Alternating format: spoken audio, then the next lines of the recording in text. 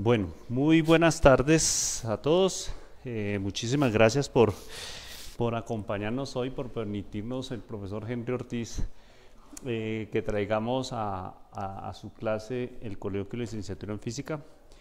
Pues para mí es un gusto enorme poder presentar al conferencista de hoy, Luis Eduardo Rivera, que es egresado de la licenciatura en física y acaba de terminar su máster, sus estudios de maestría en México. Y bueno, desde que salió de aquí estuvo siempre muy motivado. De hecho, su trabajo de grado también fue en la línea de los materiales. Y pues pudo darle continuidad a esto durante los estudios de maestría, y justamente es lo que nos viene a compartir el día de hoy sobre el estudio de la estructura electrónica del electruro Ca2N bajo compresión uniaxial. Entonces, pues muchísimas gracias a Luis Eduardo. De verdad que para nosotros tenerlos de vuelta en la casa, nuestros egresados, es un enorme placer, y nosotros tenemos por costumbre en el coloquio darle la bienvenida con un aplauso. Así que no sea esta la excepción.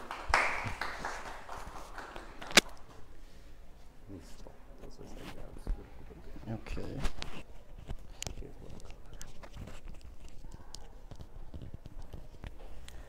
Para pasar las diapositivas. Si quieres con esto.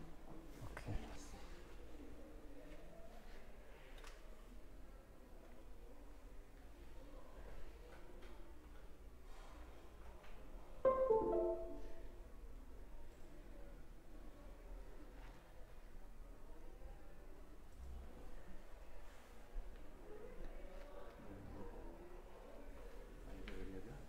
Listo, venga a ver. Ok, perfecto. Listo, a comenzar. Muy buenas tardes a todos. El día de hoy les voy a hablar en esta charla sobre un estudio que realicé en la maestría, ¿no? Que es concerniente a un estudio de la estructura electrónica de un material que es bastante novedoso, en tanto de que hasta ahora se ha empezado a estudiar por sus posibles aplicaciones tecnológicas. Esta charla va a estar dividida en tres secciones. En la primera les voy a hablar un poco sobre estos electrodos. En la segunda parte voy a meterme un poquito en la cuestión de los metales y los modelos que hay alrededor de estos para poder entender su estructura electrónica. Y finalmente les hablaré ya en específico en el trabajo que desarrollé y los resultados que obtuve.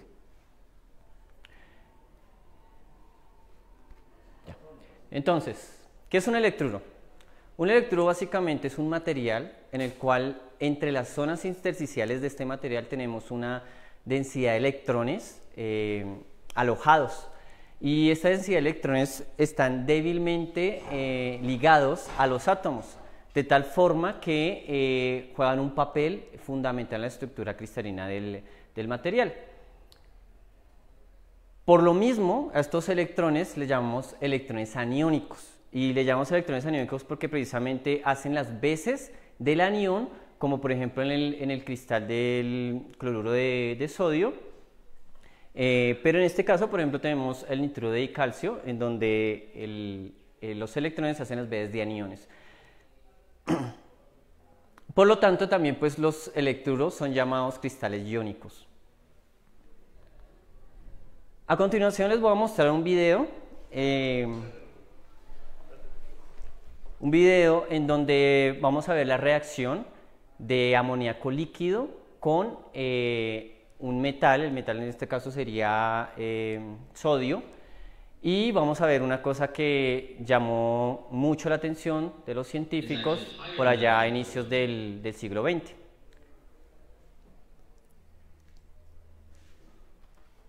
Eso, ahí va, ahí va. Eso, ahí está bien, yo creo. Eso, perfecto. Dale play, por favor. Pero quita el volumen. Also, I was a little bit smarter this time, and I provide a white background so you can actually see it's actually higher than that of liquid ammonia. No, quita el volumen, por Instead favor. of floating, Un poquito más para abajo, un poquito más para abajo. Eso, perfecto. Listo, esto es amoníaco líquido, y ahí lo que hicieron fue introducir un pedacito de sodio. Y lo que van a empezar a ver es precisamente electrones liberándose del sodio haciendo que se creen estas trazas en el amoníaco. Fíjense que estas trazas tienen un color azul oscuro, ¿sí? Y esto precisamente nos da también evidencia de que son electrones lo que se están liberando ahí en el amoníaco. Estos electrones quedan atrapados en esta sustancia y pues por lo tanto la comunidad científica se preguntó, bueno, si estos electrones están atrapados en esta sustancia líquida, ¿es posible tener electrones confinados o atrapados pero ya en sustancias sólidas? ¿No? Esa fue la pregunta que se hicieron. Entonces ya fue hasta, bueno, ya se puede quitar. Sí. No fue sino hasta 1982 cuando el científico Dye logró sintetizar un compuesto, el cual está constituido por unos átomos de cesio y unas coronas de éter. Y lo que él encontró es que se alojaba precisamente en la estructura un exceso de electrones. Este exceso de electrones que están pintados aquí en amarillo precisamente son fundamentales para que esta estructura sea estable, porque estas cajas que hay en cada una de las esquinas de este compuesto deben estar unidas precisamente hasta el ligamiento con este exceso de electrones. Este fue la primera, digamos que la primera aproximación que se hizo para obtener estos materiales, en donde teníamos electrones atrapados. Sin embargo, este material era inestable a temperatura ambiente, o sea, para poderlo sintetizar y que funcionara teníamos que utilizar temperaturas bastante bajas.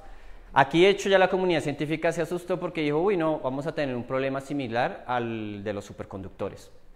Sin embargo, en el 2003, Matsuichi logró transformar al mineral mayenita en un electrodo. Y eso lo hizo mediante una sustitución de los átomos de oxígeno, de los iones de oxígeno, y lo que hizo fue quitar estos iones de oxígeno y introducirle electrones. De esta forma logró transformar este mayenita a un electrodo, y donde teníamos precisamente esta densidad de electrones aniónica confinada. Lo bueno es que este ya era a temperatura ambiente, ya funcionaba a temperatura ambiente, sin embargo, pues era un electrodo inorgánico. Sorpresivamente, esos no fueron los primeros electrodos sólidos que se encontraron. Ya en 1966 ya se había encontrado un electrodo que era estable a temperatura ambiente, y es el caso del nitruro de calcio. Solo que hay una diferencia de este electrodo con respecto a los demás. En este electrodo la densidad de electrones aniónicos no está confinado como de una forma en una caja, sino que más bien está situado entre las capas de este material. Como se pueden dar cuenta, este material es un material que está entre capas, y quien descubrió este material fue el científico Kivi, que él lo que hizo fue tomar muestras de este material y mediante difracción de rayos X encontró su estructura, bueno, las dimensiones de su estructura cristalina, y él dijo, bueno, fíjense que la distancia entre capa y capa es una distancia considerablemente grande, de tal forma que lo que dijo fue, debe haber algo ahí entre esas capas, ¿sí? Y lo que él propuso es que entre esas capas debía haber un exceso de electrones, que precisamente lo sustenta, pues porque este material era metálico, porque el color era un color así verde lustroso, que es característico de los metales cuando tenemos un exceso de electrones. Ok, con esto nosotros podemos clasificar a los electrodos de acuerdo a cómo está localizada esta densidad de electrones aniónicos. Tenemos a los electrodos 0D, en donde la densidad de carga electrónica está localizada, muy bien localizada o confinada, y en el otro extremo tenemos a los electrodos 2D, en donde estos electrones aniónicos están de una forma deslocalizada, es decir, no están realmente atrapados como en cajas como en el caso del 0D. Y en el caso de los electrodos 1D, lo que nosotros empezamos a tener son como cadenas unidimensionales de estos electrones aniónicos. El electrodo de Matsuichi y el electrodo de Dye son ejemplos de electrodos 0D, como pudimos observar, y el nitruro de calcio es un ejemplo de electrodo 2D. Ya hoy en día encontramos una amplia familia de electrodos 2D, ¿sí? Como pueden observar, y varios de estos pues ya se han estudiado mediante técnicas de primeros principios, mediante la teoría funcional de la densidad, y algunos de esos se han podido lograr sintetizar ya sea en forma policristalina o en monocristal. Lo que caracteriza a los electrodos dos dimensionales son dos cosas. Uno, que son materiales estratificados. Y dos, que entre las capas de este material tenemos este exceso de electrones aniónicos. Además, estos materiales tienen, o sea, por esa misma propiedad, tienen, digamos que, varias aplicaciones que pueden ser de interés a futuro. ¿Por qué digo a futuro? Porque, pues, como pueden observar, todos los trabajos que trabajan estos electrodos son bastante recientes, son apenas de este siglo. Y si bien tienen gran potencial para las aplicaciones, pues todavía como que no los han aplicado realmente a distintas tecnologías, como por ejemplo sirven como agentes reductores. Esto es debido a que como este exceso de electrones está deslocalizado y el material es entre capas, en el plano de estas capas podemos lograr extraer electrones de una forma bastante sencilla. También sirven como dopantes de estado sólido.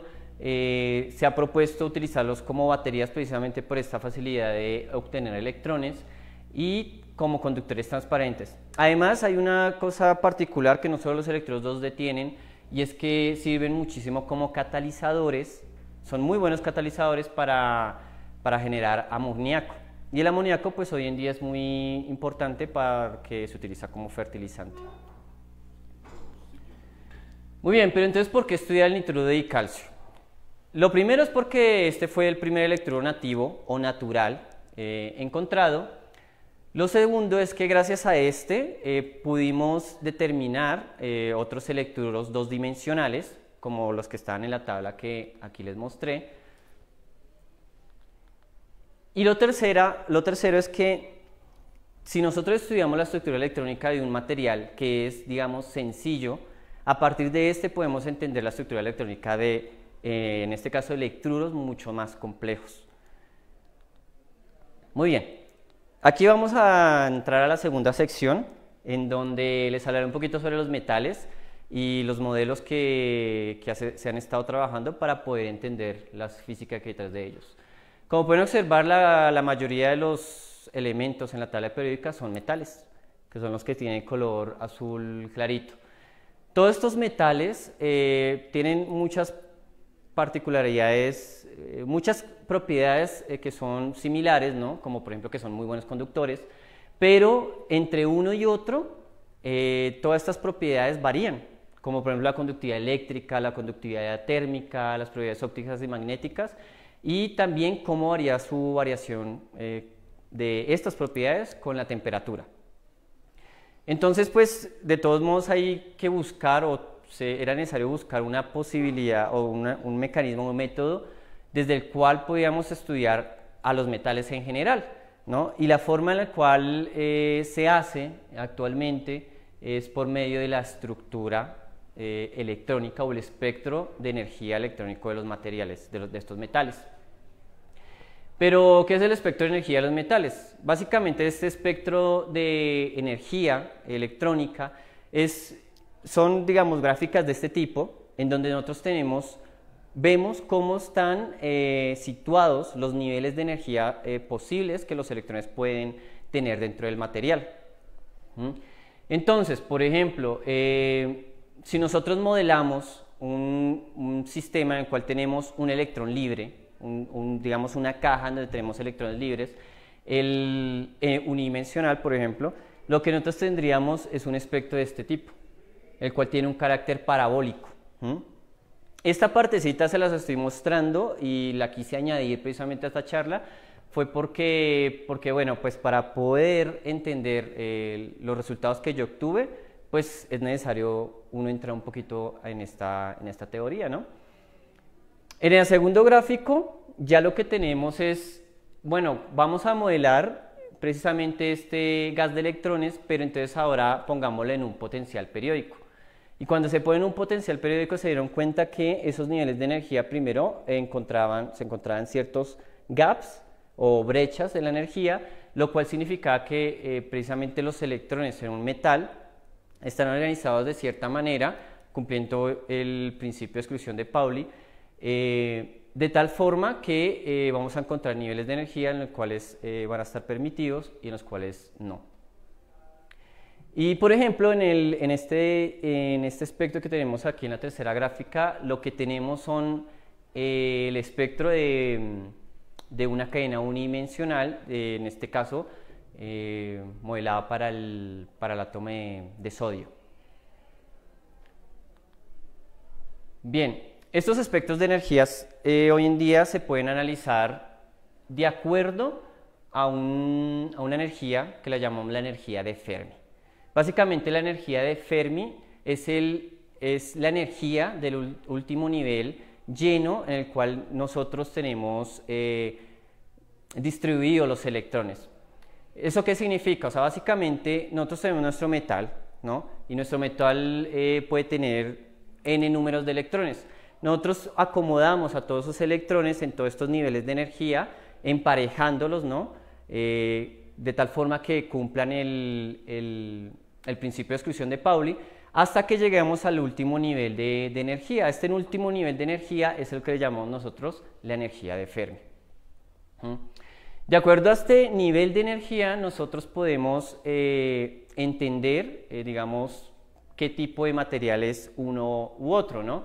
Entonces, por ejemplo, fíjense que acá tenemos tres gráficas donde tenemos estas bandas de energía o estas curvas de energía, y el nivel está situado en regiones distintas. De acuerdo a cómo esté situado este nivel de energía, nosotros podemos clasificar a los materiales entre metal, aislante o semimetal. En particular, los metales, vamos a encontrar que en los metales vamos a tener curvas de energía, las cuales cruzan este nivel de Fermi, esta energía de Fermi. Y esto es una particularidad prácticamente de todos los metales. Esto es una de las cuestiones. Ahora, básicamente estos espectros de energía son espectros de energía dibujados en una gráfica unidimensional, ¿sí? Y ya les voy a explicar por qué. Porque realmente lo que nosotros vamos a tener en los metales es una cosa fundamental, que es lo que se llama la superficie de Fermi. La superficie de Fermi es básicamente una superficie de energía en la cual tiene el mismo valor de la energía de Fermi, ¿no? En la cual para valores de energía menores a la energía de Fermi, tenemos todos los posibles estados ocupados, y arriba del nivel de Fermi, pues tenemos como regiones donde tenemos estados disponibles. Básicamente las superficies de Fermi en un esquema tridimensional lucen de esta forma. Y la superficie de Fermi más sencilla posible es la del gas de electrones tridimensional. Si nosotros modelamos un gas de electrones tridimensional y encontramos la superficie de Fermi, lo que vamos a tener es una esfera perfecta. Aquí lo que tenemos es como parte de la tabla periódica, en donde tenemos la superficie de Fermi de varios de los metales. Como se pueden dar cuenta, los del grupo 1, que tenemos el litio, el sodio, el potasio, tienen superficies de Fermi bastante cercanas al modelo del gas tridimensional de electrones. Esto hace que nosotros podamos prácticamente ajustarle un modelo tan sencillo como el modelo del gas de electrones tridimensional a los metales, y de esta forma deducir o entender cómo es que este material se comporta electrónicamente. Fíjense que a medida que nos corremos a metales con mayor valencia, estas superficies de Fermi empiezan a distorsionarse, a deformarse, y haciendo que precisamente sea más complicado analizarlas. Precisamente aquí en esta tabla lo que tenemos es el nivel de distorsión que lo que significa es qué tanto me alejo del modelo ideal de la superficie de Fermi, y prácticamente el sodio es el que se acerca casi que a este modelo. Esto lo que nos dice básicamente es que nosotros podemos modelar a los metales de acuerdo a qué tanto se acerca a superficie de Fermi al caso ideal. ¿Qué pasa si tenemos un gas de electrones confinados de manera bidimensional o que su conducción sea cuasi bidimensional? En este caso, nosotros tenemos una superficie de Fermi de forma cilíndrica. Esto lo digo porque en mis resultados tenemos algo así, algo parecido. Muy bien. Entonces, ¿quiénes fueron los que empezaron a trabajar estos modelos y quisieron empezar a entender cómo era esta dinámica en los metales? Pues el primero fue Drude, ¿no? Con su modelo, en el cual él asume un modelo de una caja tridimensional, y en esta caja tenemos electrones libres. Cuando él hace este modelo, pues si bien en esa época, que eso fue como abajo de 1930, funcionó para dar explicación a ciertas propiedades de los metales, de todos modos se alejaba bastante de lo que realmente representaban a los metales. Además de que él utiliza acá que los electrones están distribuidos en esta caja mediante la función de distribución de Maxwell-Boltzmann. Luego, como unos años después, ya Sommerfeld utiliza el mismo modelo de Drude, pero ya él dice, no, pues a ver, son electrones, entonces ya no utilicemos la función de distribución de Boltzmann, sino utilicemos la función de distribución de Fermi-Dirac, ¿no? La cual sí ya respeta el principio de exclusión de Pauli, ¿no? Cuando él utiliza esto, lo que ayuda con este modelo es que precisamente pueda entender cómo es que el paramagnetismo usual de los metales sobrevive, porque si no metiéramos este modelo y no emparejáramos a los electrones en los materiales, pues entonces básicamente los metales tendrían que ser imanes, ¿no? Pero con esto ya comprobó que no. De todos modos, este modelo de Sommerfeld todavía se alejaba bastante del modelo que se iba a ser necesario para poder explicar toda esta gran variedad de metales y sus diferentes características. Además que este modelo, como se pueden dar cuenta, no asume realmente ninguna característica de un metal en particular. Simplemente dicen, tenemos una caja tridimensional y ahí metemos a los electrones y los distribuimos de esta forma. Ya, o sea, no hay distinción entre los metales. Por lo tanto, fue necesario que ya desde los años 50 estos prominentes físicos trabajaran alrededor de toda una teoría basada prácticamente ya en la mecánica cuántica. O sea, aquí ya tuvieron que tanto aplicar como la función de distribución de Fermi-Dirac, como ya un modelo basado precisamente ya en la ecuación de Schrödinger. O sea, sacando el hamiltoniano de los átomos, ¿no? Que está constituido de núcleos y electrones, y sus interacciones, ¿no? Entre electrón-electrón, electrón-núcleo, núcleo-núcleo, etc. Y cuando ellos ya empiezan a analizar este modelo, ellos se dan cuenta que ya tienen que empezar a considerar ciertas propiedades o ciertas cosas que hacen diferencia a los metales, como por ejemplo la valencia de los átomos, ¿no? Fíjense que los metales tienen distinta valencia, de acuerdo nos movemos en los grupos de la tabla periódica. La estructura electrónica de estos metales también, y también la simetría de la red cristalina, porque resulta que los metales, por ejemplo los metales del primer grupo de la tabla periódica, como el sodio, tienen una estructura cúbica, que es relativamente sencilla, pero hay muchos otros en los cuales ya la estructura no es cúbica, sino que puede ser hexagonal. Y eso ni hablar de los compuestos, ¿no? Ya cuando tenemos compuestos metálicos, pues ya la cuestión se complica un poco más. No solo eso, sino que también hay una particularidad en los metales, y es que en los metales nosotros asumimos que tenemos una red cristalina en donde todos los núcleos de los átomos están distribuidos de una forma periódica. Esto hace que los electrones ya no se estén moviendo en una caja y siendo, digamos, libres, sino que ya es prácticamente una caja, pero dentro de la caja tenemos potenciales dados por precisamente estos núcleos. Entonces todos esos elementos ellos tuvieron que tenerlos en cuenta para poder crear un modelo mucho más efectivo y que funcionara. Y de hecho ya de aquí para adelante es cuando uno se da cuenta que la mecánica cuántica es fantástica, porque de verdad te soluciona increíblemente y te deduce increíblemente cómo es el comportamiento de todos estos materiales. Claro que cuando nosotros sacamos el hamiltoniano, ¿no? de un sistema de muchos cuerpos, pues eso no tiene solución, es imposible la solución, ¿no? Y por lo tanto hay que reducirlo a un sistema de uno o máximo dos cuerpos, ¿no? Por lo tanto, pues ellos empezaron a hacer distintas aproximaciones. La primera aproximación que se hace a todos estos modelos es la aproximación adiabática, en la versión de Born-Oppenheimer, en donde ellos asumen que la velocidad de los núcleos es significativamente muy pequeña comparada a la velocidad de los electrones. La segunda aproximación que se hace es la aproximación de campo medio, que fue dada por Hartree. Eso fue también como en los años, entre los años 30 y 40, trabajó con esta aproximación. Y lo que hicieron con esta aproximación fue básicamente decir, no, pues yo tengo por ejemplo el sodio tiene un electrón de valencia.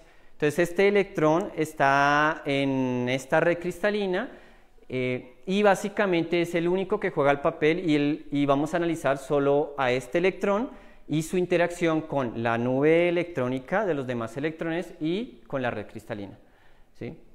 Entonces básicamente lo que terminamos teniendo son un electrón que empieza a interaccionar con la nube electrónica mediante ciertos potenciales. Uno de los potenciales es el potencial de Hartree, que es precisamente este potencial que hay entre la densidad electrónica, ¿no? y este electrón, y potenciales como el de intercambio, que es un potencial dado de acuerdo a la fuerza de repulsión que van a sentir los electrones cuando un electrón con un spin dado está cerca a otro electrón con el mismo spin. Y el potencial de correlación, que ya es cuando tenemos un electrón con un spin y otro electrón con el spin inverso, ¿no? Ahí ya empieza a haber una atracción. Entonces, metiendo todas estas correcciones, estas interacciones, pues este modelo cuántico de los metales empieza a mejorar, a funcionar, de tal forma que pues empezó a dar resultados bastante fiables. Hasta aquí, prácticamente con el modelo, ya cuando mete Hartree este modelo, ya a partir de eso se pueden hacer cuentas, se pueden hacer cálculos y deducir deducir lo que ya les dije, que al final lo que uno espera deducir es esa estructura de bandas, ¿no? Estructura electrónica de los metales. Ya con estos modelos uno lo puede hacer, o sea, el problema que se ven enfrentados realmente en esa época era que ya eso no se puede hacer a mano, o sea, es necesario un computador que te haga todas esas cuentas, porque al final de cuentas lo que nosotros estamos haciendo aquí es solucionar la ecuación de Schrödinger. Y la ecuación de Schrödinger es una ecuación de valores y vectores propios, ¿no? Y entonces eso, hacer esas cuenticas son bastante largas, sobre todo cuando tenemos un sistema de muchos cuerpos, ¿no? Bueno, entonces hasta aquí pues digamos que ya con ese modelo se podía trabajar, pero ya después, en los años 60, entró Hohenberg y Kohn diciendo lo siguiente. Ellos dicen, bueno, nosotros tenemos nuestro hamiltoniano, ¿no? Y vamos a decir que la energía del estado base del sistema es un funcional de la densidad electrónica.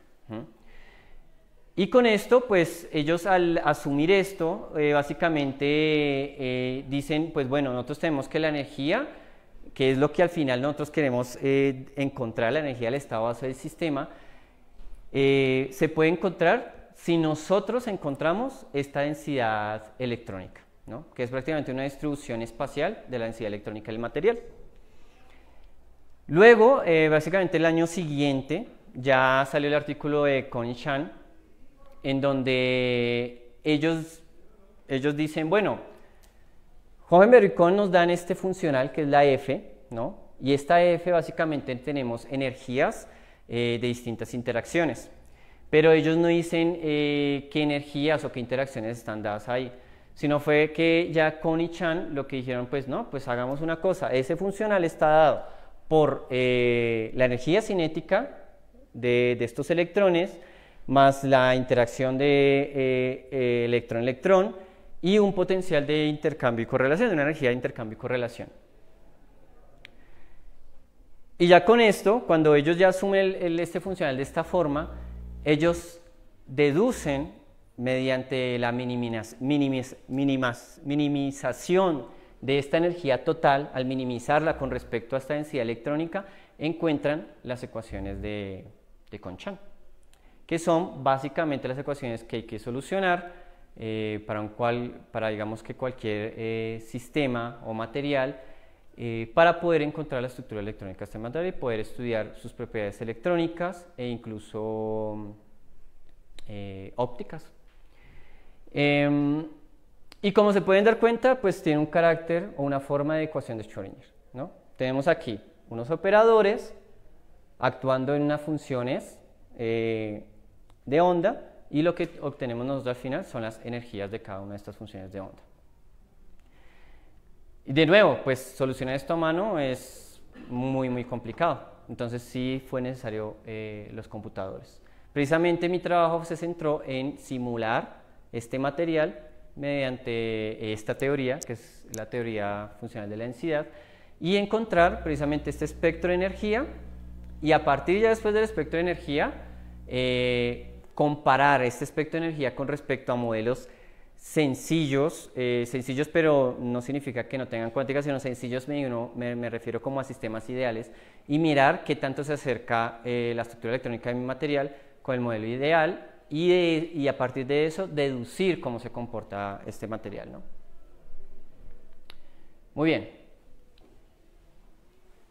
Con todo esto, pues mi trabajo de maestría se centró en responder las preguntas, era de, bueno, ¿cómo variaba esta densidad de electrones aniónicos en el material cuando se comprime uniaxialmente?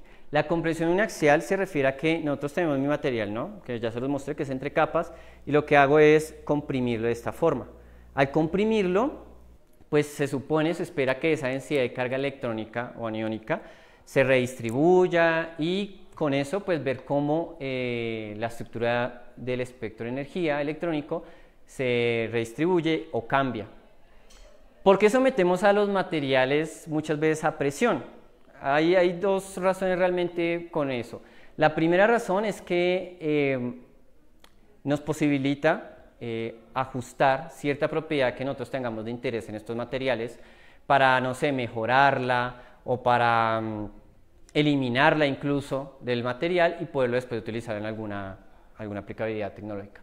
Y la segunda es también mediante, la segunda es porque también cuando nosotros digamos, sometemos a distintos materiales a condiciones externas, ¿no? Como en este caso de presión, nosotros podemos estudiar cosas fundamentales de este material, como precisamente lo que yo hice en este trabajo. Entonces,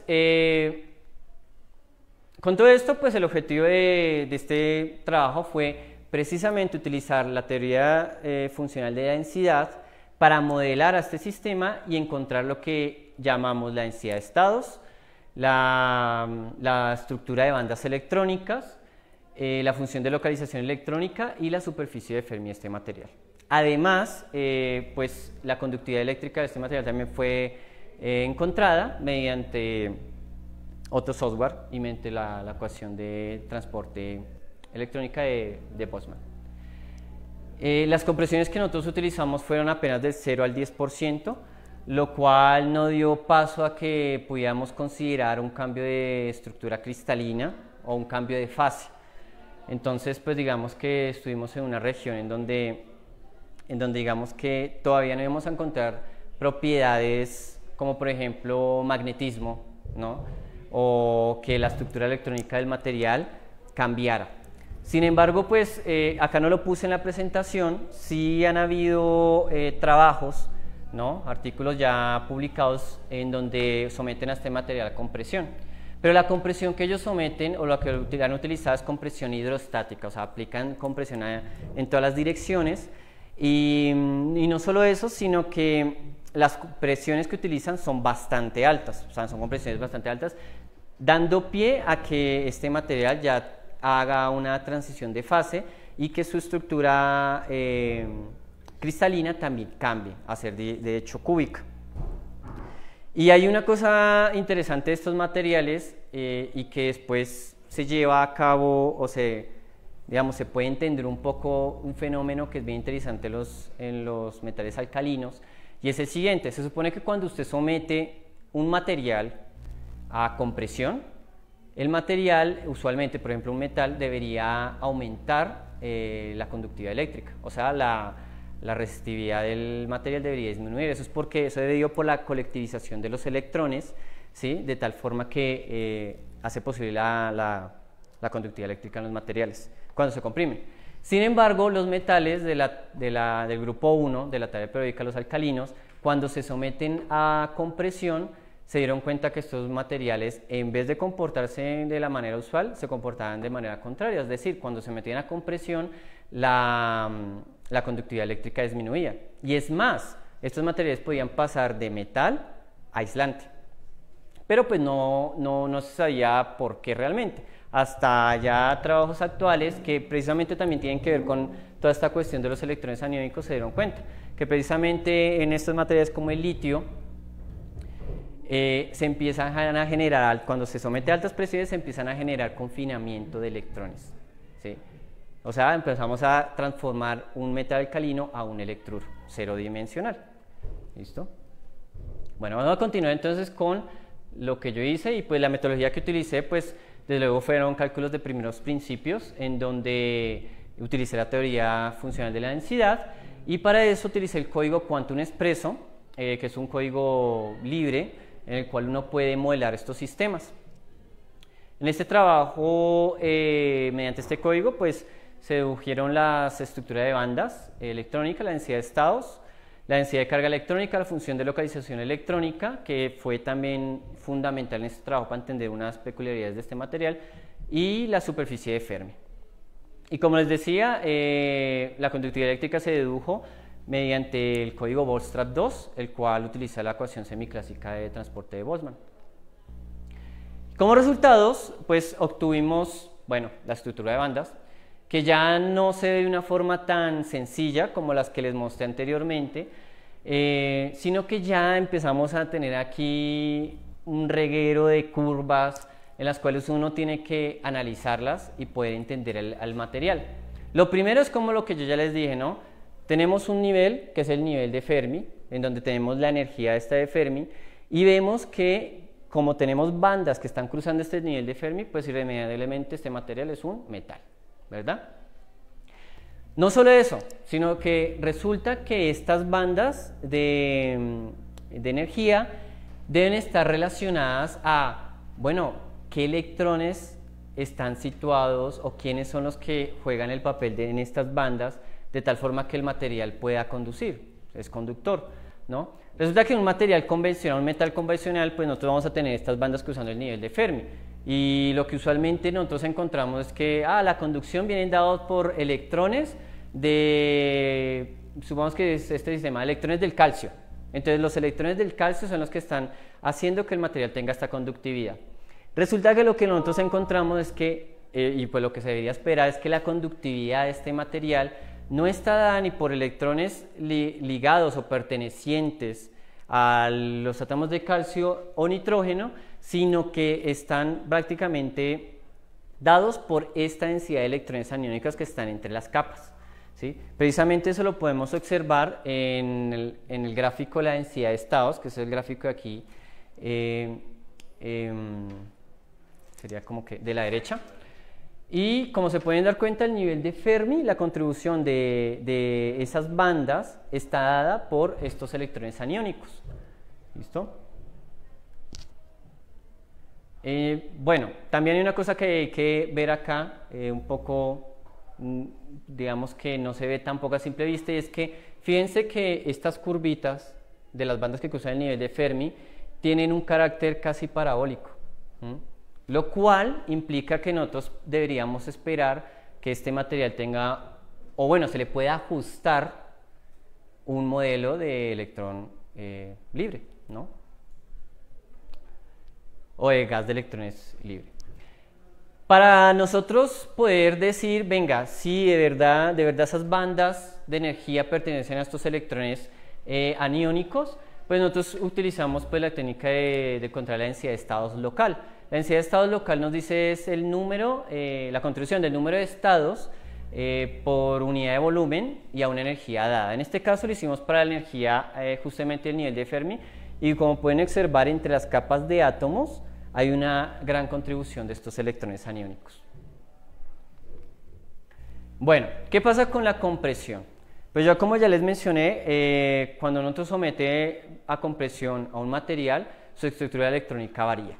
Y específicamente aquí, en la estructura de bandas, podemos encontrar que sí, que ha variado. Como pueden observar, las bandas empiezan a... Hay una cosa que se llama el ancho de banda. El ancho de banda es pues la longitud de energía, o el tamaño de energía que tienen las bandas que cruzan el nivel de Fermi. Y como pueden observar, el ancho de banda disminuye con la compresión. No solo eso, sino que cuando nos acercamos a las bandas que cruzan exactamente el nivel de Fermi, encontramos que la pendiente de estas bandas empieza a disminuir. Y esto tiene que ver con otro concepto que se llama la velocidad de Fermi. La velocidad de Fermi está bastante bien relacionada con la velocidad de los electrones en el material. Cuando nosotros vemos que estas pendientes disminuyen, lo que estamos viendo es que la velocidad de Fermi del material está disminuyendo, lo cual implica que si la velocidad de estos electrones disminuye, la conductividad eléctrica del material debería disminuir, ¿no? Y aquí ya nosotros empezamos a hacer ese tipo de análisis. Bueno, ¿cómo evolucionó la densidad de estados de este material?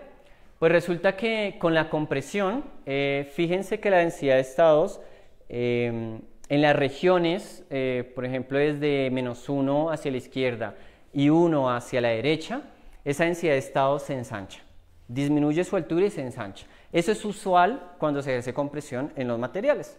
Pero lo inusual de esto es que precisamente la densidad de estados justo al nivel de Fermi o alrededor del nivel de Fermi hace lo contrario, aumenta y se angosta. Esto precisamente tiene que ver con confinamiento electrónico de los materiales, y es usual cuando se observa que en el material precisamente esta conductividad eléctrica empieza a disminuir o alguna propiedad empieza a cambiar. De hecho, si nosotros siguiéramos comprimiendo el material, esa densidad de estados debería seguir angostándose y aumentando, pero eso no puede aumentar indefinidamente. Resulta que si seguimos comprimiendo, en algún momento esa densidad de estados se vuelve y se redistribuye hasta estar en un estado un poco, haciendo que el estado el material esté en un estado más estable. Y esas transiciones pueden darse de dos formas, o un cambio estructural o generación de magnetismo en el material. En mi trabajo no llegamos a eso, pero sí tengo alguna información por ahí de que si seguimos comprimiendo este material, sí puede generarle magnetismo. Bueno, la densidad de carga electrónica pues también se calculó y se hicieron estos mapeos, pero como se dan cuenta, pues no se muestra cambios significativos, ni se muestra realmente que hubiera algo entre las capas del material. Y esto es debido a una cuestión, es que las capas del material, básicamente, entre cada capa hay solo un electrón en sí, mientras que alrededor de cada uno de los átomos tenemos muchos más electrones. Eso hace que si nosotros hacemos un mapa de esto, no se vea gran contribución entre las capas del material. Debido a esto, pues nosotros utilizamos la técnica de la función de localización electrónica. La función de localización electrónica nos dice, básicamente, es la probabilidad de encontrar un electrón con el mismo spin de un electrón cerca a un electrón de referencia. Entonces, ¿qué quiere decir? Que cuando nosotros tenemos localización de electrones, es cuando tenemos electrones prácticamente emparejados, cumpliendo el principio de exclusión de Pauli. Cuando tenemos un valor de 0.5, básicamente tenemos electrones que tienen spin distinto o igual, pero están, digamos, distribuidos de una forma deslocalizada. Y 0 significa que había ausencia. Cuando nosotros utilizamos esto y mapeamos en el espacio real, encontramos estos gráficos. Como pueden observar, a diferencia del gráfico de la densidad de carga, aquí sí ya nos muestra algo entre las capas de los átomos. Nos muestran dos cosas. Uno, que efectivamente hay electrones entre las capas, y dos, que esta densidad de electrones aniónicos no solo está deslocalizada, sino que también está localizada. Y eso lo podemos ver precisamente en las manchas naranjas que hay, y esas manchas les llamamos atractores. Y en la literatura, que trabajan todo este tipo de mapas, básicamente los atractores pueden funcionar como una especie de cuasiátomos. Mientras que la parte deslocalizada, que está rellenando todo el resto de la región entre las capas, es la responsable de la conductividad eléctrica del material. Con la compresión hay cosas interesantes que uno puede acá deducir. Fíjense que con la compresión, en los dos últimos gráficos de la izquierda, tenemos el caso 0% y 10% de compresión. Fíjense que entre las capas empieza a haber una disminución de los cuellos o de las regiones donde tenemos estos electrones aniónicos en el plano. Mientras que, fíjense que en el átomo de nitrógeno, que es el átomo negro, está conectado con esta densidad de carga intersticial, ¿no? Pero fíjense que cuando se comprime, el cuello que une este átomo con esta capa empieza a aumentar. Eso lo que nos dice a nosotros es que posiblemente la conductividad eléctrica del material en el plano va a disminuir, pero fuera de plano va a aumentar. ¿Listo? Bueno, aquí prácticamente lo que hicimos fue, pues, para comprobar lo que acabo de decir, pues hicimos una gráfica del perfil de la función de localización electrónica para los dos caminos distintos. Uno para el camino A, en donde conectamos dos atractores, y el camino B, donde conectamos un átomo de calcio con un átomo de nitrógeno, y miramos cómo evoluciona con respecto a la posición esa ELF y con respecto a la presión. Y lo que encontramos es que en el camino A, o sea, la capa que hay entre los átomos, empieza a moverse a regiones en donde tenemos casi que ausencia de electrones. Mientras que en el cuello se empieza a mover a regiones en donde hay más electrones, pero más aún están deslocalizados. Comprobando lo que ya había dicho. Bueno, nosotros también pues dedujimos encontramos la superficie de Fermi de este material, ¿no? Y la superficie de Fermi es tan importante en los metales que prácticamente es la cara de ellos, es lo que nos muestra todas sus propiedades. Lo complicado es que, como les decía, hay superficies de Fermi muy complicadas de analizar, de entender, pero hay otras afortunadamente que son mucho más sencillas. Esta es un poco más sencilla. Y aquí, como les había dicho al principio, esta superficie de Fermi tiene una forma cilíndrica. Y eso nos dice una cosa. Lo primero que nos dice es que el gas de electrones que está entre esas capas tiene un comportamiento cuasi bidimensional, o sea, es decir, literalmente son electrones que se mueven solo en ese plano. Es una cosa difícil de entender porque pues nosotros vivimos en un mundo tridimensional y todos nos movemos en tres dimensiones, pero a esa escala los electrones se están moviendo en un plano bidimensional, o sea, se puede modelar de esa forma, ¿sí? Por eso es que nos dan superficies de Fermi de esta forma. Eso significa que nosotros podemos ajustar bastante bien un modelo de electrones bidimensional a este sistema. Ahora, fíjense que estos cilindros no son perfectos, tienen abolladuras, ¿sí? Tienen ciertas como imperfecciones. Estas abolladuras precisamente son necesarias en este material porque eso es un material real, un metal real, y es porque, pues, a pesar de que el material tenga una mala conducción perpendicular a los átomos, porque pues los átomos hacen, como se dice, una barrera para que impida la movilidad de los electrones, a pesar de eso, pues igual el material puede conducir perpendicular, solo que pues pobremente. Y precisamente esas abolladuras que tiene, eso es lo que nos dice a nosotros, no, sí, el material sí conduce, efectivamente, ¿no? Si no tuviera abolladuras, pues sería totalmente que un aislante en esa dirección. Y fíjense que cuando se comprime, se ejerce la presión, estas abolladuras aumentan. Eso nos dice dos cosas. Bueno, eso nos dice que como aumenta esta abolladura, la conductividad eléctrica en el plano de este material debería aumentar, lo cual está en relación con la función de localización electrónica que analizamos. Además, el color que tienen estas superficies de Fermi son lo que llamamos la velocidad de Fermi. Fíjense que cuando comprimimos, la velocidad de Fermi disminuyó. Ya con eso nosotros decimos, efectivamente la conductividad eléctrica del material disminuyó. Con esto, ya nosotros pues calculamos ya la conductividad eléctrica. Ojo, para que pronto tengan en mente aquí, la conductividad eléctrica se calcula ya con otro código porque utiliza ya otro modelo, ¿sí? Para calcular. ¿Y por qué es importante la conductividad eléctrica? Porque al final de cuentas nosotros lo que medimos en un laboratorio es eso, ¿no? Y es lo que tenemos para comparar con los resultados teóricos.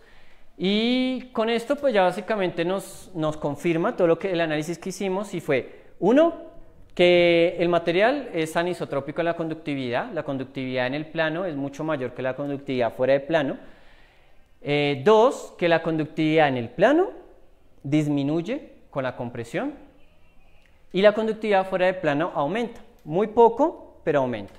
Esta gráfica es la conductividad eléctrica con respecto al potencial químico, que en este caso el 0 es la energía de Fermi, ¿listo? Pues para que tengamos una referencia.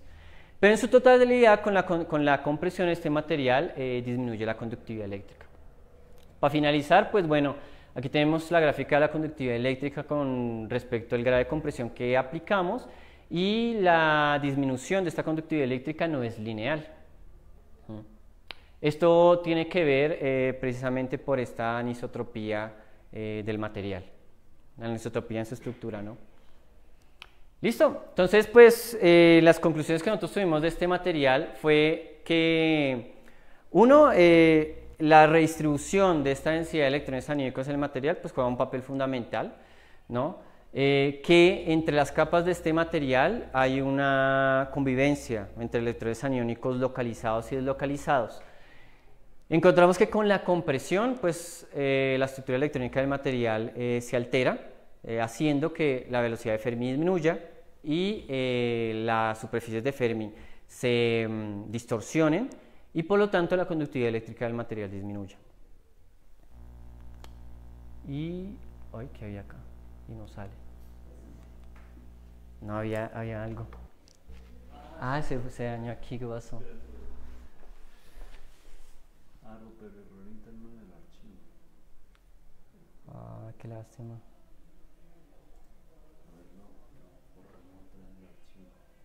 Bueno, es que en esa última diapositiva les iba a mostrar pues ya el grupo de investigación en el cual estuve trabajando ahí en México, y pues bueno, ya los agradecimientos. Tan raro. Casi última. Ay, no sale. Bueno, está bien. Muchas gracias.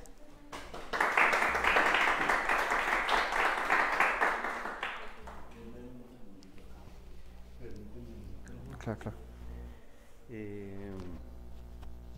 Pues muchísimas gracias a Eduardo por esta muy bonita charla, muy clara. Te agradezco, de verdad, que la dedicación que hubo en el diseño, porque fue muy considerada con los que no tengo ni idea sobre el asunto. Entonces vamos a tener la sesión de preguntas. Les agradezco que pregunten con el micrófono y se lo devuelvan para que él conteste, para que quede el sonido bien grabado. ¿Listo? Entonces, adelante. A ver, Brian.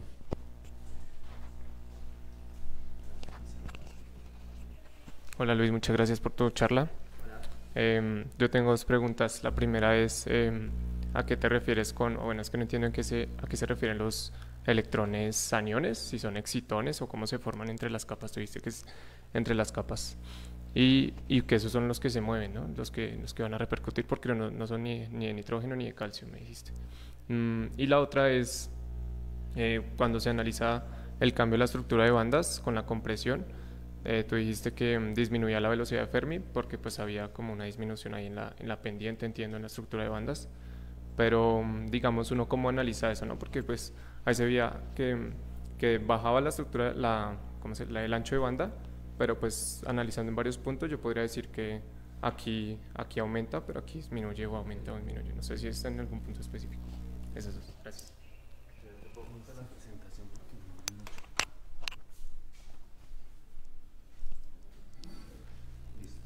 Listo.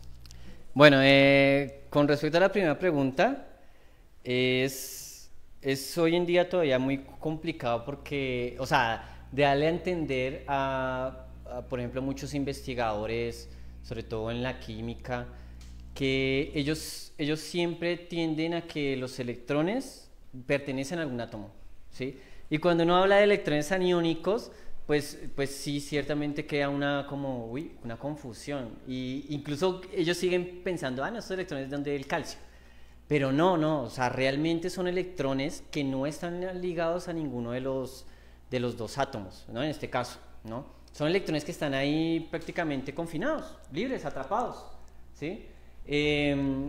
Lo que pasa es que, y bueno, ¿y por qué uno deduce eso, no? ¿Y por qué uno dice, sí, son electrones que están ahí? Pues un ejemplo es este material, que entre las capas, si dijéramos que esos electrones están ligados a alguno de los átomos, pues entonces entre las capas habría un vacío, ¿sí? Pero no, ahí está precisamente, habría esta nube de electrones aniónicos.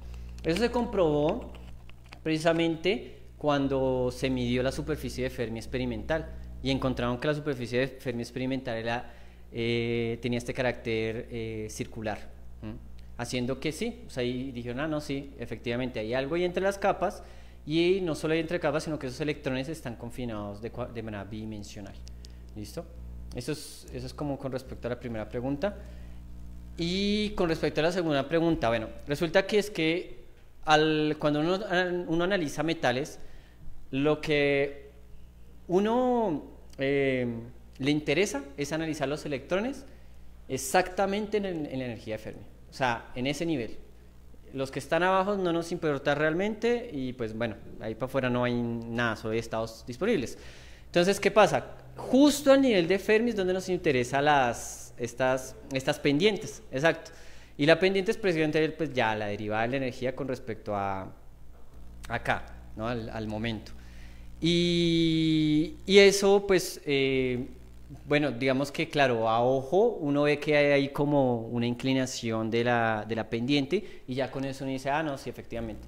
Pero seguramente si yo agarro los valores que hay de cada una de esas curvas y calculo la pendiente, pues me va a dar que va a disminuir, ¿sí? Yo lo digo así con la gráfica, pues porque, ¿sí? Pero digamos que no es necesario calcularlo, aunque sí se calcula posteriormente, porque en la superficie de Fermi, como viste, si viste que estaban los colores, eso ya nos dice ahí, eso ahí lo que estamos usando es la magnitud de la velocidad de Fermi.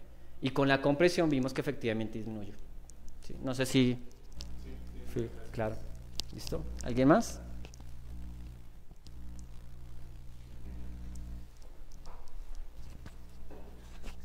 Luis, muchas gracias por tu conferencia y te felicito por tu trabajo. Tengo varias dudas. Primera, ¿el nivel de Fermi para qué es? ¿Cuál es el objeto de tener el nivel de Fermi en términos de los estados ocupados, o mejor dicho, de los estados que forman el nitruro de calcio? ¿Y cuál es la importancia de los que están por arriba y por debajo del nivel de Fermi? Porque eso de una otra forma orienta una explicación, una interpretación de lo que te estaban preguntando en estos momentos. Entonces yo quisiera saber eso por lo pronto. Pues bueno, el nivel de Fermi nos separa precisamente los estados ocupados de los desocupados. Cuando nosotros modelamos aquí un material, ¿no? Bajo primeros principios, lo que estamos haciendo es solucionar esta ecuación, las ecuaciones de Kohn-Sham, en el estado base del material, o sea, es decir, a temperatura cero, básicamente. Cuando estamos bajo estas condiciones, no estamos hablando de estados excitados. O sea que arriba de la energía de Fermi no tenemos electrones. Todos los electrones están muy bien organizados abajo del nivel de Fermi, ¿no? La cuestión es que, como vimos en las bandas, ¿no? Venga, le muestro aquí. Como vimos en las bandas de aquí del nitruro de calcio, acá, fíjense que acá tenemos bandas que están debajo del nivel de Fermi, ¿cierto? Estas bandas, de acuerdo incluso a la densidad de estados, pertenecen a lo que serían electrones asociados al nitrógeno, ¿sí? Pero resulta que cuando nosotros analizamos un metal, a nosotros realmente nos interesa son exactamente los electrones que están justo al nivel de Fermi. ¿Por qué? Porque cuando nosotros sometemos, por ejemplo, a este material, si lo sometiéramos a un campo eléctrico, la movilidad de los electrones va a estar dada precisamente de los electrones que están justo en el último nivel de energía, el nivel de Fermi. Los de abajo, a menos que sean campos eléctricos bastante intensos, ahí sí empezarían a jugar un nivel fundamental en la conductividad del material. Siguiendo con la gráfica, en la parte de arriba del nivel de Fermi hay estados, y aparte de abajo también. O sea, si hay estados, hay electrones. Lo que pasa es que los electrones que forman el material como tal están ¿dónde? Debajo del nivel de Fermi. Los que forman, pero hay electrones, por ser un metal, hay electrones que se pueden mover y tienen movilidad por todos los que están arriba, que están en la banda de conducción. No, eso es un metal. En un metal cualquiera que haga, ahora si yo los excito, eso es diferente. Pero en un metal, porque lo que está diciendo ahí, la estructura de bandas claramente, inclusive, si yo hago el cálculo, cuando hace ese cálculo yo puedo saber qué densidades, en qué estados están. ¿Por qué? Pues porque los electrones de los átomos no están en un S1, en un S, inclusive uno puede saber si están en un S1, en un S2, lo que sea. Y efectivamente puedo encontrar estados y electrones en la parte de arriba, porque esa es la característica de un metal, y es que tengo electrones que se pueden mover por el metal en cualquier dirección, y que por eso la conductividad del metal es la que es, porque fácilmente los que están por debajo están ligados y forman el material. Por eso el material no se deja de ser el material, sencillamente son electrones que se mueven libremente en el material y están arriba en la banda de conducción. Por eso yo quería saber lo que te estoy diciendo, porque arriba sí hay electrones, efectivamente hay, y ahí lo está mostrando. Esos estados son estados que están ahí. Y estamos hablando de que estamos solucionando la ecuación de Schrödinger en el estado de equilibrio, básicamente, que es la que se tienen. Aquí no estamos solucionándola dependiente del tiempo, que permitiría hablar de estados excitados. Entonces, eso es básicamente lo que se tiene. Y si hay electrones arriba.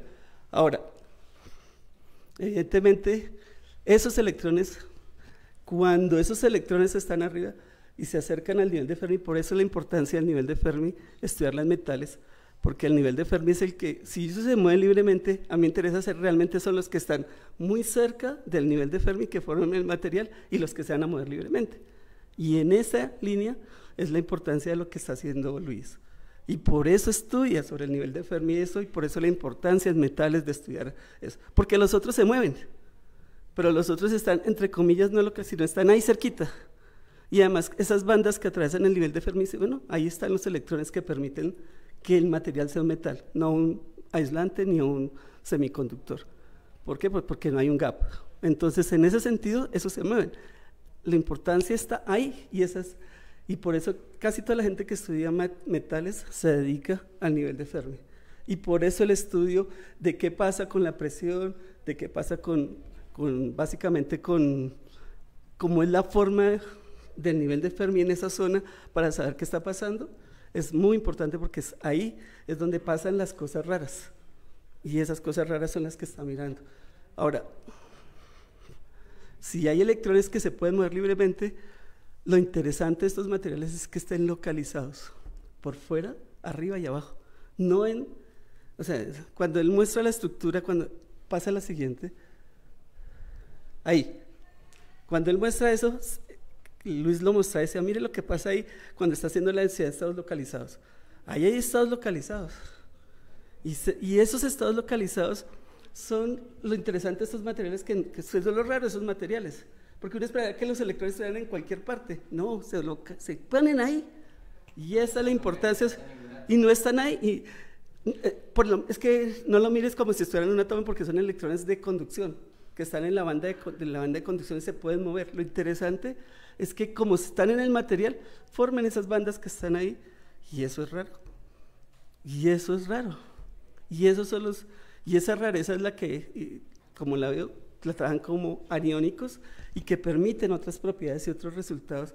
Y eso es el trabajo. Y eso, como es raro, eso es lo interesante y lo importante de lo que hizo Luis. Porque es estudiar esa rareza y intentar entender esa rareza y cómo esa rareza cambia con la presión. Pero yo tengo la última pregunta. ¿A qué presión llegaron? El 10. O sea, en bares. Sí, en 10, o sea, cuando llegamos a la máxima de 10% de compresión, eso equivale a unos 22 kilobares. 24. No, de hecho es pequeño. Los trabajos que nombré utilizan presiones, bueno, que fueron tanto teóricos como ya experimentales, presiones mucho más altas. Nosotros manejamos un rango de presiones muy pequeño porque queríamos hacer un estudio un poco más, digamos, del material, ¿no? Sin hacer todavía un cambio de fase de ningún tipo. Eso es lo interesante. Lo interesante es que lo interesante es que suceda a una presión en la que pueden cambiar las cosas fácilmente. O sea, bueno, yo hice cálculos de presión y medidas de presión hasta 50 gigapascales y hacer transiciones de fase. Aquí no se está mirando eso, sino lo interesante es ver cómo esa nube electrónica con una presión muy pequeña se confina, se confina. Y eso después permite diseñar o modelar materiales, las aplicaciones, porque ya al confinarlo con presión, o sea, estos cálculos son inicialmente a presión a temperatura cero, en estado de equilibrio, y después que le aumentan la presión, ver que los electrones se confinan, esas banditas que están ahí, que se confinen, eso es muy importante porque usted ya después puede decirle a ese material, yo le meto un voltaje en esa presión y ya tengo corrientes que no están dadas por... Que son diferentes y que pueden aumentar la conductividad o disminuirla, que eso es el estudio que estaba haciendo y eso es lo más interesante de todo esto, esas propiedades. Te felicito, un trabajo muy bonito, gracias.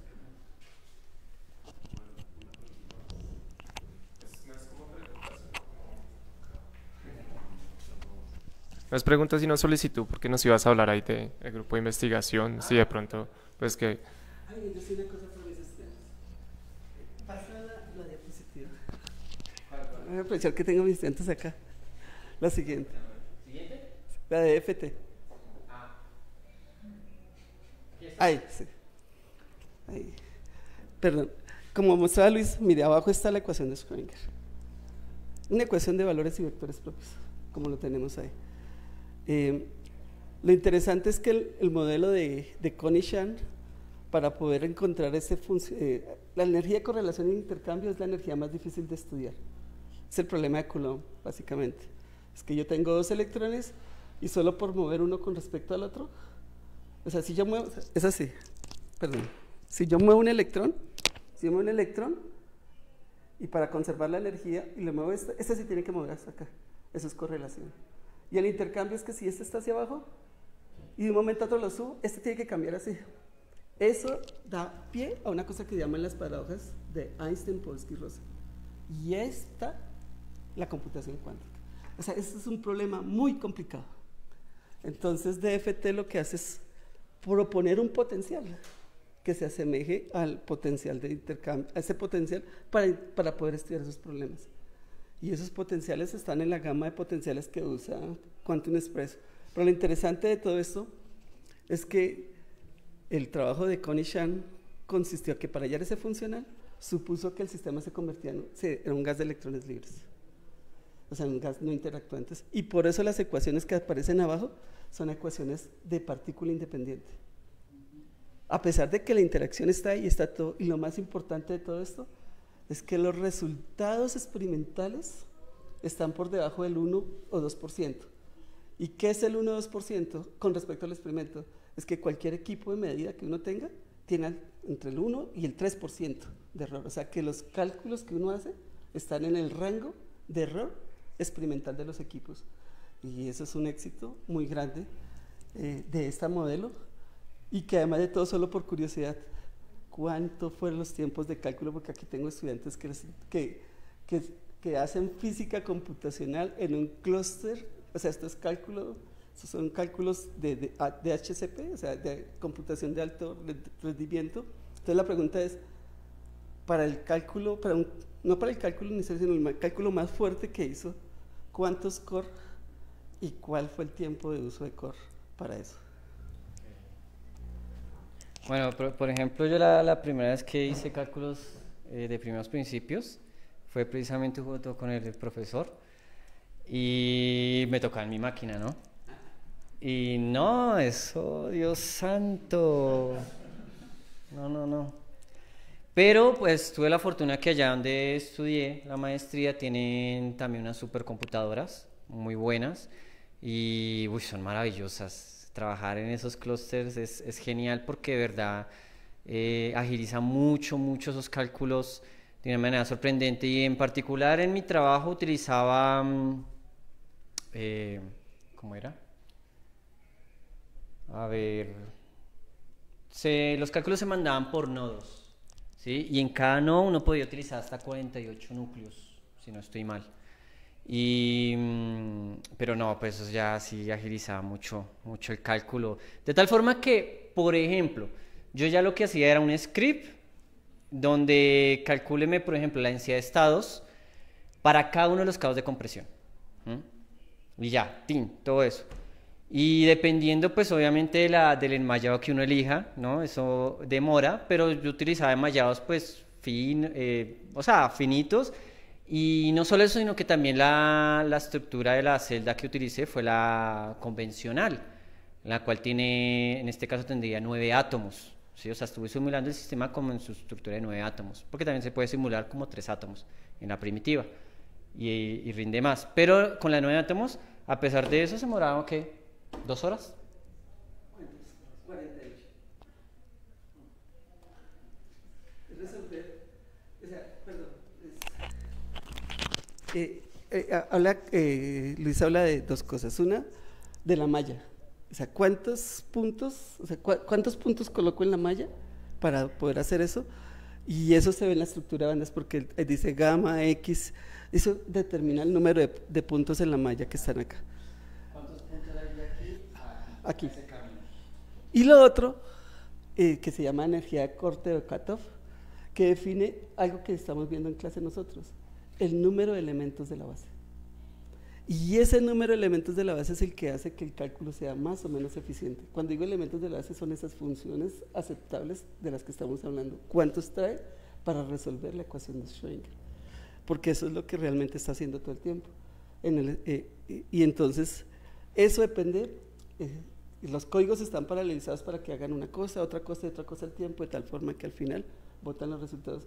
Y eso es un cálculo que en una máquina, si no fuera por los clusters, no, 2 horas no son nada comparado con lo que realmente se puede demorar. Por eso era la curiosidad para que le dijera sí, no, hay sistemas. Por ejemplo, yo tenía un compañero allá en el grupo que él está trabajando un mineral bien raro que se descubrió ahí en México. Y pues claro, como tenía tantos átomos y una estructura bien rara, entonces él está estudiando precisamente con esto desde primeros principios para encontrar y caracterizarlo bien, ¿no? Teóricamente. Y no, los cálculos de él sí se demoran semanas, y utilizando las supercomputadoras pues se demoran semanas, incluso a veces hasta meses. Hay sistemas que eso depende también de los números de átomos, mejor dicho, de grados de libertad, exacto.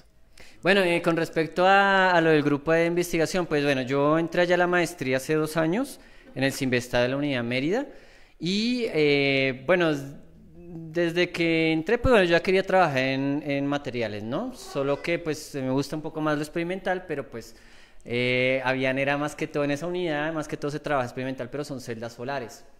Pero bueno, no quería meterme por ese lado, entonces terminé trabajando con el doctor Romeo de Cos. Es alguien que ha trabajado en materiales, simulación de materiales, ya desde hace muchísimo tiempo. Y en este grupo pues estamos trabajando materiales cuánticos, uno es y ahorita también está trabajando porfirinas, que son básicamente unos anillos de carbono con oxígenos, y en la mitad de estos anillos se puede meter algún metal, como cobre o hierro, por ejemplo. La porfirina se da en la sangre. En la sangre nosotros tenemos porfirina, que son estas coronas, y en la mitad tenemos el átomo de hierro, ¿no? Entonces el profesor está estudiando estas porfirinas con distintos metales ahí, y pues los estamos simulando, están también aquí como si fueran sistemas periódicos, porque realmente no es periódico, pero se simula, para ver la aplicabilidad futuro, por ejemplo, en conducción electrónica unidimensional, porque se pueden hacer cadenas de porfirinas, etcétera. Mejor dicho, allá estuve trabajando estos 2 años, bueno, la tesis la comencé en el 2.º año, ¿no? Y no, todo muy chévere, la verdad, un grupo muy agradable, muy bueno, mis compañeros también muy amigables. También tuve obviamente tutores, ¿no? Al inicio, para que me ayudaran a utilizar las herramientas, o incluso otro que es el doctor Juan, con el cual hice una estancia. Él está trabajando ahí en la Universidad Nacional de México, y allí hice una estancia en la cual también me ayudó muchísimo a entender todo este sistema y explicarlo físicamente. No sé si... ok. En México en general hay muchísimas oportunidades para estudiar, muchísimas para estudiar posgrado, tanto maestría como doctorado, y las becas usualmente las da el gobierno. Hay otras formas de buscarse beca, pero la beca de manutención la da el gobierno. Ahora, ¿por qué digo manutención? Porque allá hay muchas universidades e institutos públicos en donde no tienes que pagar matrícula ni nada. Entonces, la beca que te da el gobierno es para que vivas. Entonces, en México es simplemente que tú ingresas a un instituto o a una universidad, estés matriculado y ya solicitas la beca, y usualmente se la dan a todo el mundo. Así que es una excelente opción para seguir estudiando. Depende, ¿no? Depende.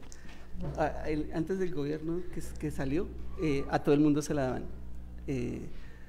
Porque pues hubo unos recortes y unas cosas importantes en México que se manejaron, pero si uno está en una institución tipo,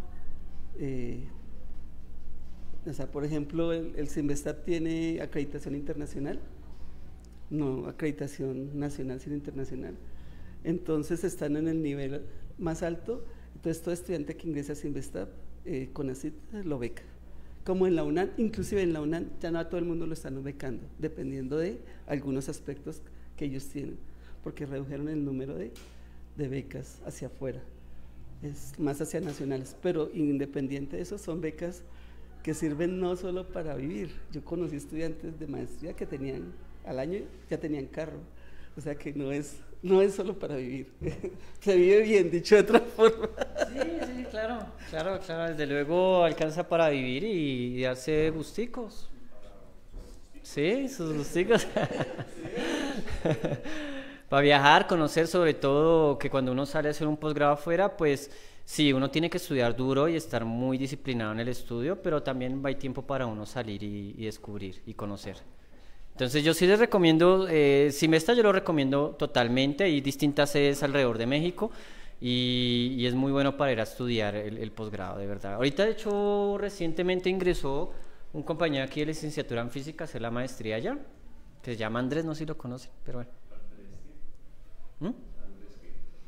Ay, no me acuerdo del apellido. Pero bueno. ¿Alguna otra pregunta? Listo, muchas gracias. Pues entonces agradezcamos de nuevo a Luis Eduardo por esta excelente charla, con un aplauso, y lo despedimos también. Muchísimas gracias a ustedes por haber venido al coloquio de licenciatura en física. Los esperamos la próxima semana, que vamos a, ya les contaremos sobre con la publicidad qué conferencia tendremos la próxima semana. Una feliz, bueno, yo no miro acá.